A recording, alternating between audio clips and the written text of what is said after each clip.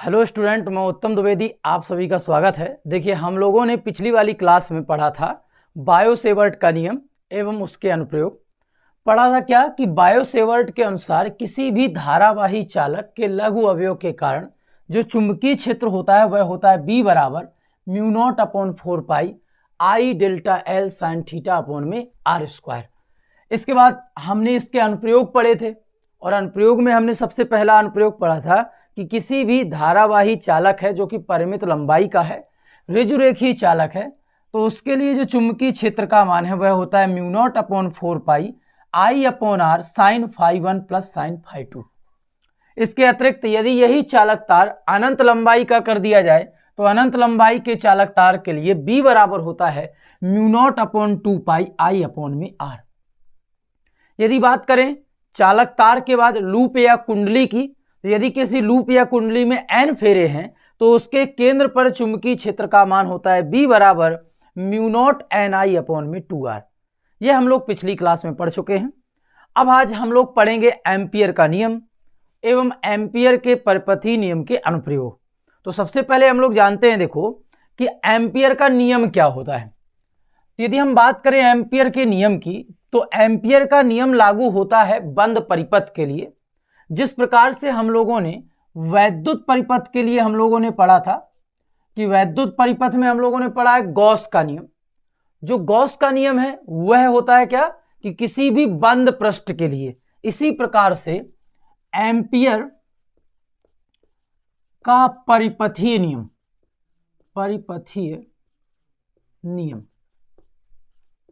अब एम्पियर का जो परिपथीय नियम है यह बंद परिपथ के लिए लागू होता है। अब नियम क्या होता है, तो देखो किसी भी बंद परिपथ के लिए जो चुंबकीय क्षेत्र का रेखीय समाकलन है उस बंद परिपथ के भीतर वैद्युत धारा I का म्यू नॉट गुना होता है। क्या बताया कि एम्पियर के परिपथीय नियम के अनुसार किसी बंद परिपथ के अनुदिश चुंबकीय क्षेत्र का रेखीय समाकलन, और यदि बंद परिपथ है तो आप इसको बंद परिपथ बना सकते हो, तो चुंबकीय क्षेत्र का रेखीय समाकलन धारा का म्यू नॉट गुना होता है। अब धारा कौन सी लेनी है? बंद परिपथ के अनुदिश, या बोल सकते हो बंद परिपथ के भीतर जो टोटल धारा है उसका म्यू नॉट गुना होता है। अब बात करते हैं, देखो एम्पियर के नियम को अगर हम सत्यापित करना चाहें, इसका प्रूफ करना चाहें, तो हम लोग प्रूफ के लिए कोई एक परिपथ ले लेते हैं। तो हम लोगों ने देखो बायो-सेवर्ट के नियम के लिए परिपथ यूज किया था अनंत लंबाई का चालक तार, तो इसी को ले लेते हैं। मान लेते हैं कि यह कोई तार है जिस पर I धारा प्रवाहित हो रही है। अब इस पर I धारा प्रवाहित हो रही तो धारावाही चालक तार के कारण चुंबकीय क्षेत्र उत्पन्न होगा। तो चुंबकीय क्षेत्र इसके कारण हम मान लेते हैं कि B है, और इसके लिए जो बंद परिपथ है वह हम एक वृत्त की कल्पना करते हैं। तो मान लेते हैं यह एक बंद परिपथ है।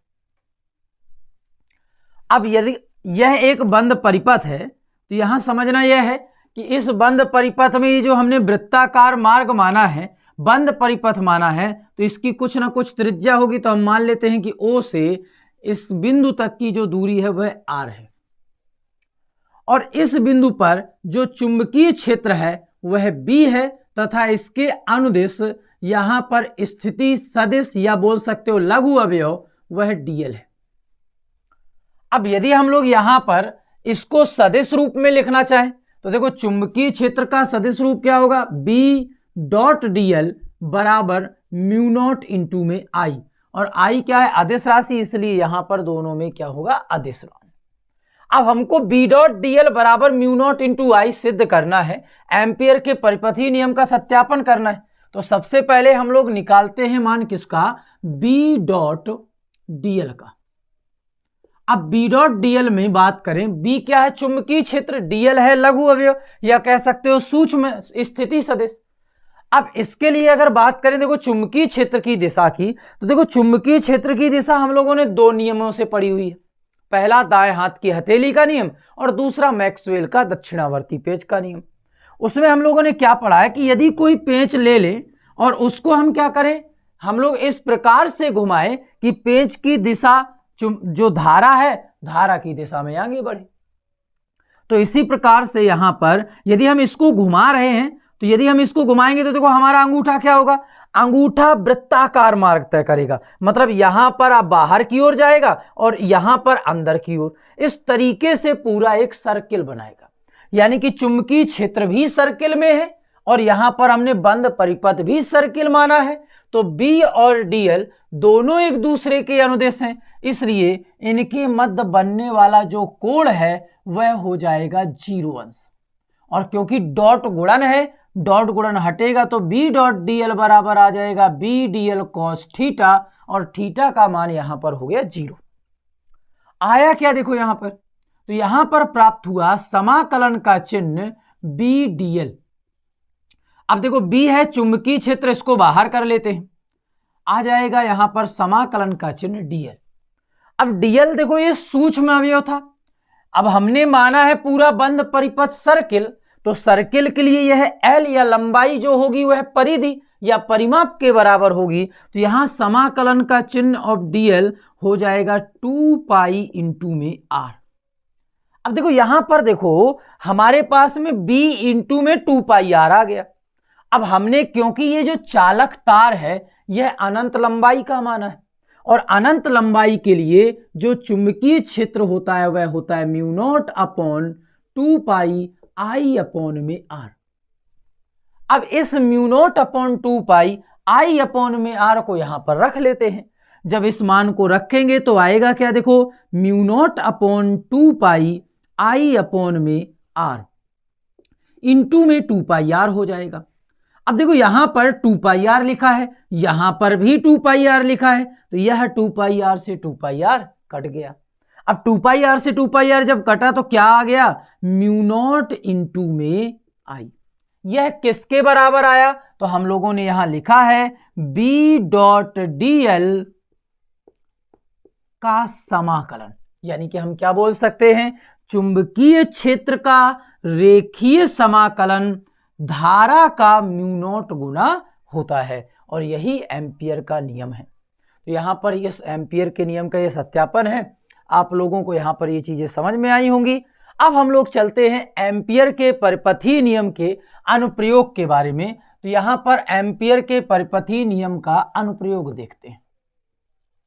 अब देखो आपको अनुप्रयोग जो पढ़ने हैं वह 2 पढ़ने हैं। पहला अनुप्रयोग है जो अभी हम लोग यहां पर लगाए हुए हैं सत्यापन के लिए कि कोई अनंत लंबाई का चालक तार है, उसके कारण चुंबकीय क्षेत्र का मान क्या होता है, इसको हमें ज्ञात करना है। और दूसरा अनुप्रयोग है किसी लंबी परिनालिका के कारण केंद्र पर चुंबकीय क्षेत्र क्या होता है। तो सबसे पहले हम लोग अनंत लंबाई के किसी चालक तार के लिए ज्ञात करते हैं। तो यहां पर सबसे पहला जो अनुप्रयोग है वह अनंत लंबाई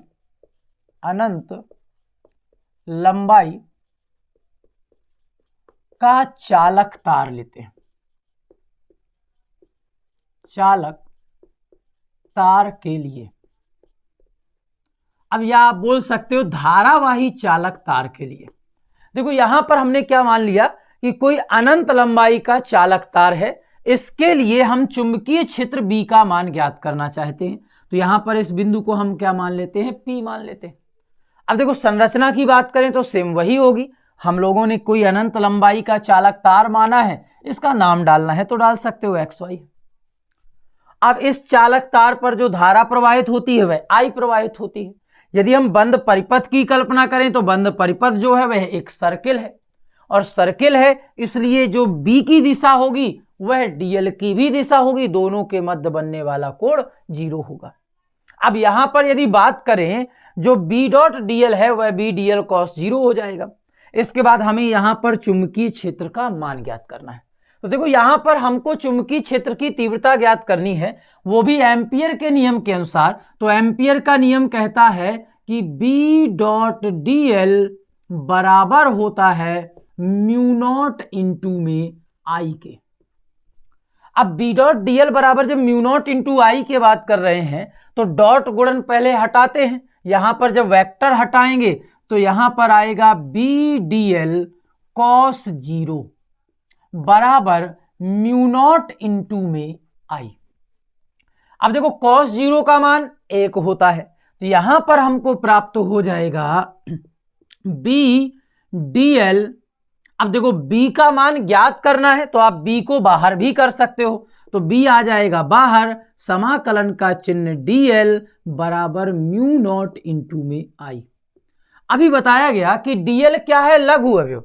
अगर हम संपूर्ण की बात करें तो ये सूक्ष्म स्थान था, या कहा जाए सूक्ष्म dl था, ऐसे ही संपूर्ण से मिलकर बना होगा तो dl बोलेंगे, और dl ही क्या होगा यहां पर, इस जो हमने बंद परिपथ माना है इसकी परिधि। तो वृत्त की जो परिधि होगी वह होगी 2 पाई r, तो यहां आ जाएगा समाकलन का चिन्ह dl बराबर 2 पाई r बराबर म्यू नॉट इंटू में i। अब यदि इस 2 पाई r को दूसरी तरफ ले जाएंगे तो आ जाएगा देखो b बराबर म्यू नॉट इंटू में i अपॉन में 2 पाई इंटू में r। यह क्या है, किसी भी जो अनंत लंबाई का चालक तार है उसके कारण चुंबकीय क्षेत्र का मान कितना प्राप्त हुआ है, तो b बराबर म्यू नॉट i अपॉन में 2 पाई r। तो यहां पर देखो हम लोगों ने इसको बायो सेवर्ट के नियम से भी पढ़ा था। बायो सेवर्ट के नियम में हम लोगों ने पहले परिमित लंबाई के लिए पढ़ा था, फिर अनंत लंबाई के लिए प्राप्त किया, और यहां पर ये किसके द्वारा है, एम्पियर के नियम के द्वारा। तो देखो आपको क्वेश्चन में दिया जाएगा कि एम्पियर के परिपथीय नियम के द्वारा सत्यापित करोगे तो आप इस प्रकार से सत्यापित करोगे, और अगर बायो सेवर्ट के नियम के अनुसार कहेगा तो सबसे पहले हमको परिमित लंबाई के लिए ज्ञात करना होगा, इसके बाद हमको क्या करना होगा, वहां पर θ1 और θ2 के मान 90 अंश रखने होते हैं। अब बात करते हैं दूसरे अनुप्रयोग की। तो देखो दूसरा जो अनुप्रयोग है वह है लंबी परिनालिका, लंबी परिनालिका के केंद्र पर चुंबकीय क्षेत्र, के केंद्र पर चुंबकीय क्षेत्र। अब यहां पर देखो कोई लंबी परिनालिका है, उसके केंद्र पर हमें चुंबकीय क्षेत्र ज्ञात करना है। तो सबसे पहले यहां पर हम चर्चा करते हैं कि परिनालिका क्या होती है।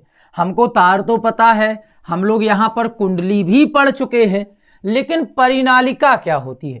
तो यदि देखो परिनालिका की बात करें तो हम लोग यहां पर समझते हैं, मान लेते हैं कि यह कोई मार्कर है, तो मार्कर में ये बेलनाकार आकृति बनी है।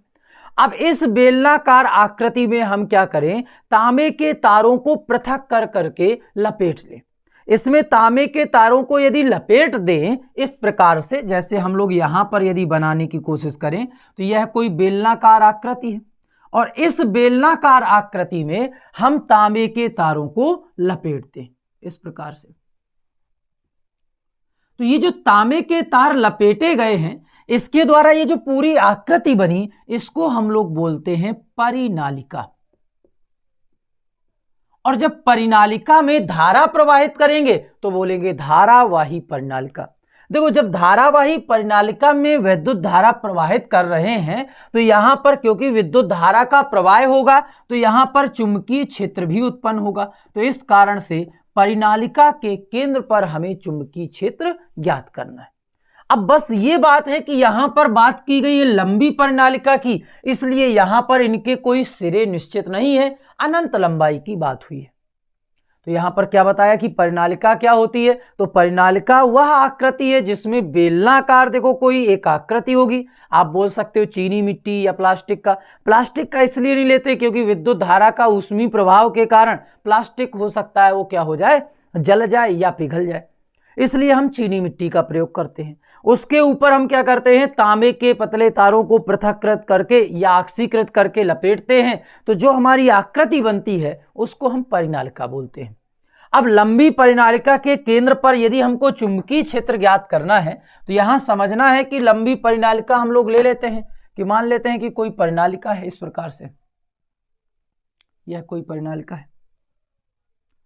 अब यदि यह कोई परिनालिका है तो परिनालिका पर क्योंकि यहां पर तार होंगे तो तार जो होंगे वो बाहर से अंदर की ओर जाएंगे। तो देखो यहां पर हम मान लेते हैं कि यहां से बाहर की ओर आ रहे हैं, तो बाहर की ओर हम लोग इस तरीके से डॉटेड दिखा रहे हैं, और अंदर की ओर आने वाले जो तार हैं उनको हम लोग क्रॉस करके दिखा रहे हैं। तो ये क्रॉस हो गए। अब क्रॉस जो तार हैं वो क्या कर रहे हैं, रिप्रेजेंट कर रहे हैं कि वैद्युत धारा भी यहां पर अंदर की ओर जा रही है, क्योंकि हमको यहां पर यह समझना है कि वैद्युत धारा भी अंदर जा रही है और यहां पर वैद्युत धारा कहां आ रही, ऊपर आ रही। तो इस तरीके से तार लपेटे गए हैं कि यहां से तार भी बाहर आ रहे हैं और वैद्युत धारा इस तरफ से बाहर निकल रही है और यहां से अंदर की ओर जा रही। अब इस प्रकार से ये क्या है, ये भी हमारे वैद्युत धारा बाहर की ओर आ रही, तो हम लोगों ने यहां पर वैद्युत धारा के लिए दिशा बता दी। अब क्योंकि यहां पर केंद्र पर चुंबकीय क्षेत्र होगा तो चुंबकीय बल रेखाएं भी निकलेंगी, तो जो चुंबकीय बल रेखाएं होती हैं इस परिनालिका से बाहर निकलती हैं, जिस प्रकार से दंड चुंबक से बाहर निकलती हैं। तो हम लोग यहां पर परिनालिका से चुंबकीय बल रेखाओं को निर्गत कर देते हैं इस प्रकार से। अब बात करें, देखो चुंबकीय बल रेखाओं की दिशा क्या होगी, कि चुंबकीय बल रेखाएं इस ओर होंगी, जाएंगी, या इस ओर बाहर जाएंगी। तो चुंबकीय बल रेखाओं की यदि दिशा ज्ञात करनी है तो दाएं हाथ की हथेली का नियम लगेगा फिर से, और दाएं हाथ की हथेली का अगर नियम लगाना है तो देखो यहां पर हमने कहा धारा की दिशा किस प्रकार से है, तो धारा की दिशा है हमारी यहां पर बाहर की ओर इस तरीके से। तो हम लोग किसी भी जगह पर धारा की दिशा ले सकते हैं। मान लो हमने इस बिंदु पर ली तो धारा कहाँ की ओर, बाहर की ओर। और यदि हम लोग क्योंकि केंद्र पर निकालना चाहते हैं तो इसके भीतर की बात होगी। जैसे हम लोग यहाँ पर अगर बनाने की कोशिश करें तो हमने कहा धारा है बाहर की ओर, तो बाहर की ओर हमने हथेली कर दी, और क्योंकि केंद्र इसके अंदर होगा तो अंदर इस तरीके से जो हमारे हथेली है वो कहाँ की ओर धक्का दे रही है, इस साइड, या बोले हम अपने दाहिनी ओर। इसमें अगर समझने की कोशिश करें तो हमने कहा इसमें है धारा बाहर की ओर और यहां पर है नीचे, फिर ऊपर, फिर इस प्रकार से धारा प्रवाहित हो रही। तो अगर हम इस बिंदु पर बात करें तो यहां पर हमने कहा धारा है बाहर, और क्योंकि केंद्र होगा इसके अंदर परिनालिका के तो उंगलियां हो गई केंद्र की ओर। तो जो हमारी हथेली है वो इस प्रकार से धक्का दे रही। तो कहने का मतलब है जो चुंबकीय क्षेत्र की बल रेखाएं हैं वो यहां पर दाईं ओर जाएंगी, बाईं ओर से दाईं ओर की ओर इस प्रकार प्रवाहित हो। अब इसके केंद्र पर हमको चुंबकीय क्षेत्र मानना है, तो केंद्र पर चुंबकीय क्षेत्र ज्ञात करने के लिए हमें एम्पियर का परिपथीय नियम लगाना है, क्योंकि अनुप्रयोग एम्पियर का परिपथीय नियम का है। तो एम्पियर के परिपथीय नियम के लिए हम लोग क्या करते हैं, कल्पना करते हैं एक ऐसे परिपथ की जो कि आयताकार परिपथ है। अब यह जो आयताकार परिपथ है इसका नाम डाल लेते हैं ए बी सी डी। अब यहां पर ए और बी की जो दूरी है वह हम लोग मान लेते हैं एक्स है।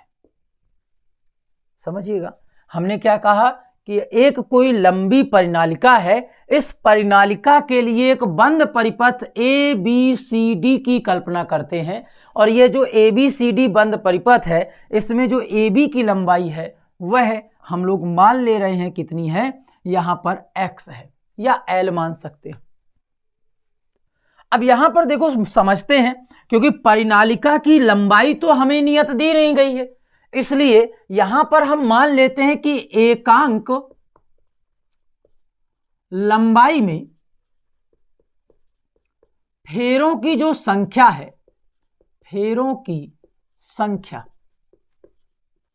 वह है स्मॉल n, तथा एकांक या एक फेरे में प्रवाहित जो धारा है, प्रवाहित धारा वह आई नॉट है। इतना हम लोग मान लेते हैं। क्या माना कि ये जो परिनालिका है उसके एकांक लंबाई में जो फेरों की संख्या है वह स्मॉल n है, और एक फेरे में जो धारा प्रवाहित होती है वह मान लेते हैं हम लोग कितनी है, आई नॉट है। अब क्योंकि एम्पियर का नियम कहता है, एम्पियर का नियम क्या कहता है कि B डॉट DL बराबर होना चाहिए म्यू नॉट इंटू में आई के, यह नियम कहता है। अब देखो B डॉट DL जो होता है वह बंद परिपथ के लिए होता है, और यह बंद परिपथ सिमेट्रिक नहीं है। सिमेट्रिक नहीं होने का मतलब है एक जैसा नहीं है। इस कारण से इसमें ए बी के लिए अलग आपका जो B डॉट DL है वह अलग होगा, BC के लिए अलग होगा, CD के लिए अलग होगा और DA के लिए अलग होगा। तो यहां पर यदि बात करें ए बी के लिए, तो देखो ए बी के अनुदिश है चुंबकीय क्षेत्र, क्योंकि बल रेखाएं ए बी की दिशा में जा रही, तो अनुदिश होने के कारण यहां पर कोण बनेगा 0 अंश का। इसके बाद बात करें यहां BC की, तो BC के लंबवत है ये, और लंबवत होने के कारण यहां पर B और BC के जो मध्य जो हमारा DL आएगा उसके मध्य 90 अंश का कोण होगा। इसी प्रकार से DA की यदि बात करें तो DA पर भी हमारा यहां पर 90 अंश का कोण होगा।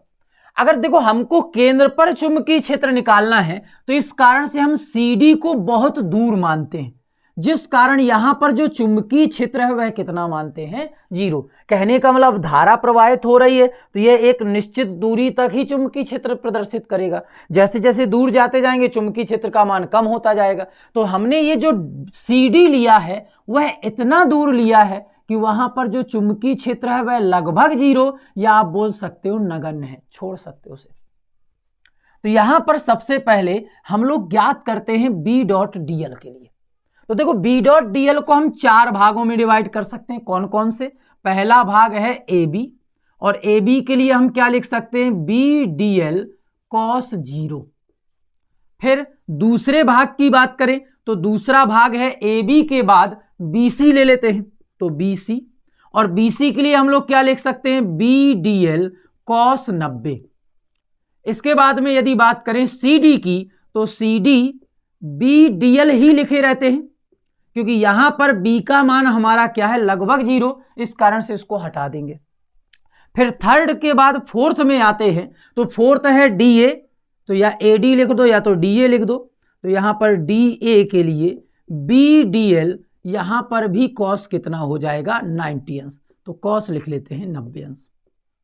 क्या लिखा? देखो हम लोगों ने यहां पर B.dl को 4 भागों में डिवाइड कर दिया, एक AB, दूसरा BC, तीसरा CD और चौथा DA।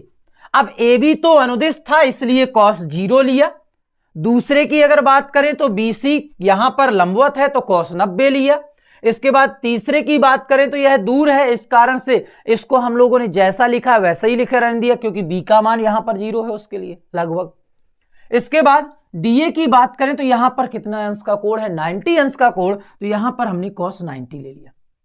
अब देखो cos 90 का मान होता है 0, तो ये वाला क्या हो जाएगा हट जाएगा, और यह भी हट जाएगा क्योंकि यहां पर cos 90 का मान इसका भी 0 हो जाएगा।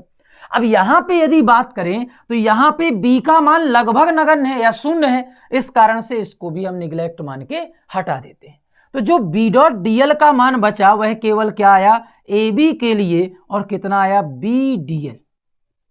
अब देखो B का मान तो हमको ज्ञात करना है, तो B तो नियत है, तो B को हम लोग करते हैं बाहर। समाकलन का चिन्ह क्या आएगा DL। अब DL का समाकलन होगा L, और L यहां पर हमने लंबाई कितनी ली है x ली है, तो लिख सकते हैं यहां पर कि जो B.dl आया वह हमको प्राप्त हुआ कितना B इंटू में x। अब हमारे पास जो मान प्राप्त हुआ वो कितना प्राप्त हुआ B इंटू एक्स। अब यह बराबर होता है देखो म्यू नॉट इंटू में I के। अब I की अगर बात करें देखो तो हम लोगों ने यहां पर I जो माना है वह एक फेरों में जो हमारी क्या है, यहां पर देखो हमने लिखा भी है कि एक फेरे में प्रवाहित धारा का मान है I नॉट, और हमारे पास एक फेरे नहीं होंगे क्योंकि अब दूरी कितनी हो गई है x। अब x के लिए फेरे कितने होंगे, तो देखो एकांक लंबाई में जो फेरे हैं वह हमारे थे n, तो x लंबाई में कितने होंगे, तो अगर x लंबाई में बात करें तो x लंबाई में फेरे होंगे n इंटू में x। तो देखो एक फेरे में प्रवाहित धारा थी I नॉट, तो nx फेरों में प्रवाहित धारा, यहां पर क्या लिख सकते हैं I लिख सकते हैं, तो I बराबर होगा nx इंटू I नॉट। क्या बताया देखो कि हम लोगों ने माना था कि एकांक लंबाई में जो फेरों की संख्या है वो n है। अब यहां पर लंबाई कितनी है AB के लिए निकाल रहे हैं तो x लंबाई है, तो x लंबाई में फेरे कितने हो जाएंगे nx। एक फेरे में जो प्रवाहित धारा मानी थी वह आई नॉट थी, तो nx फेरों में धारा कितनी हो जाएगी, nx इंटू में आई नॉट। अब ये जो धारा है I, इसको हम लोग यहां पर रख सकते हैं, क्योंकि हम लोगों ने अभी आप लोगों ने पढ़ा है कि B डॉट DL बराबर होता है म्यू नॉट इंटू में I के। तो यहां पर देखो हम लोगों ने पढ़ा क्या है, एम्पियर का नियम, कि B डॉट DL बराबर म्यू नॉट इंटू I। अब B डॉट DL का मान कितना था, तो B डॉट DL का मान था B इंटू में X बराबर म्यू नॉट इंटू में I की बात करें तो I का मान कितना निकल के आया है, nx इंटू में आई नॉट। तो देखो x से x कट जाएगा और x से x कटेगा तो क्या आएगा, देखो x से x यहां पर कट गया तो प्राप्त हो गया हमारे पास B बराबर, अभी देखो ये x से x कट गया तो कितना प्राप्त हुआ, म्यू नॉट इंटू में एन आई। और यही क्या होता है, किसी भी अनंत लंबाई की परिनालिका या लंबी परिनालिका के केंद्र पर चुंबकीय क्षेत्र कितना होता है, B बराबर mu naught N I. N क्या है, तो यहां पर एन की अगर बात करें तो यहां पर एन होता है एकांक लंबाई में फेरों की संख्या। अगर बात करें आई की जगह यहां पर आई नॉट लिख सकते हो। यह आई नॉट क्या है, तो एक फेरे में प्रवाहित धारा।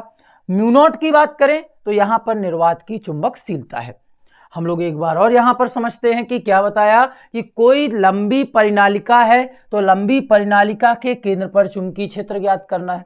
तो परिनालिका क्या होती है, उसमें हम लोग फेरे क्या करते हैं, तांबे के तार को लपेटते हैं और विद्युत धारा को प्रवाहित करते हैं। तो इस कारण से इसके आसपास चुंबकीय क्षेत्र उत्पन्न होता है। अब इस पर हमने एक क्या किया, ABCD एक हमने बंद परिपथ माना। CD जो है वो बहुत दूर है, BC की बात करें और AD की बात करें तो ये लंबवत हैं चुंबकीय क्षेत्र के, लेकिन जो AB है वह अनुदिश है। इस कारण से यहां पर इसके मध्य जो बनेगा कोण वह 0 होगा। बाकी के लंबवत होने के कारण cos 90 का मान 0 हो जाएगा। यहां पर CD की बात करें तो यह दूर था, इस कारण से B का मान लगभग नगण्य होगा, इस कारण से ये भी हट जाएगा। तो जो B डॉट DL का मान प्राप्त हुआ, B डॉट DL का मान कितना प्राप्त हुआ, B इंटू एक्स। फिर हमने माना क्या, कि एकांक लंबाई में जो फेरे हैं वो n है, तो टोटल फेरे कितने हो जाएंगे AB के लिए, तो AB के लिए टोटल फेरे हो जाएंगे n इंटू एक्स। अब यदि बात करें यहां पर AB के लिए n इंटू एक्स प्राप्त हो गए, तो n इंटू एक्स में प्रवाहित धारा कितनी होगी, जब एक फेरे में जो प्रवाहित धारा थी वह आई नॉट थी, तो nx फेरों में जो धारा है वह हो जाएगी I बराबर nx इंटू आई नॉट। तो हमारे पास एम्पियर का जो नियम होता है वो आप लोगों ने पढ़ा है कि B डॉट DL बराबर म्यू नॉट इंटू आई होता है। I की जगह रख सकते हो nx into I not. B dot DL का मान आया है B इंटू एक्स रख देते हैं। x से x कट जाएगा तो B बराबर कितना प्राप्त होगा, म्यू नॉट एन आई। n यहां पर क्या है, एकांक लंबाई में फेरों की संख्या। अब देखो यदि हम लोग बात करें यहां पर कि हम लोग मान लें कि कोई परिनालिका है जिसकी लंबाई L है, यानी कि हम लोग मान लेते हैं कि L लंबाई है और टोटल जो फेरे हैं वो उसमें कितने हैं, n है। हमने क्या माना कि L लंबाई में टोटल फेरे हैं n, तो एकांक लंबाई में फेरों की संख्या कितनी हो जाएगी, n बटे में L। एकांक लंबाई में फेरों की संख्या n बटे जो L है उसको यहां पर रख भी सकते हो आप। तो यहां पर क्या आ जाएगा, B बराबर म्यू नॉट n बटे L इंटू में आई नॉट। अब बस यह याद रखना है कि यहां पर ये जो n है यह टोटल फेरों की संख्या है, यहां पर जो L है यह परिनालिका की लंबाई है। तो यहां पर इन दोनों सूत्रों में केवल इतना अंतर है कि यहां जो n लिया है वह एकांक लंबाई में फेरों की संख्या है। अगर टोटल पता है तो उसको एकांक लंबाई में बना सकते हैं। किस प्रकार से, लंबाई का भाग दे दीजिए, तो n बटे L। n क्या है, टोटल फेरों की संख्या। ठीक है, तो यहां पर यह डेरिवेशन होता है समाप्त। तो आज हम लोग क्लास में इतना ही पढ़ते हैं। बाकी क्लास कैसी लगी कमेंट बॉक्स में जरूर बताइएगा। पढ़ते रहिए, धन्यवाद।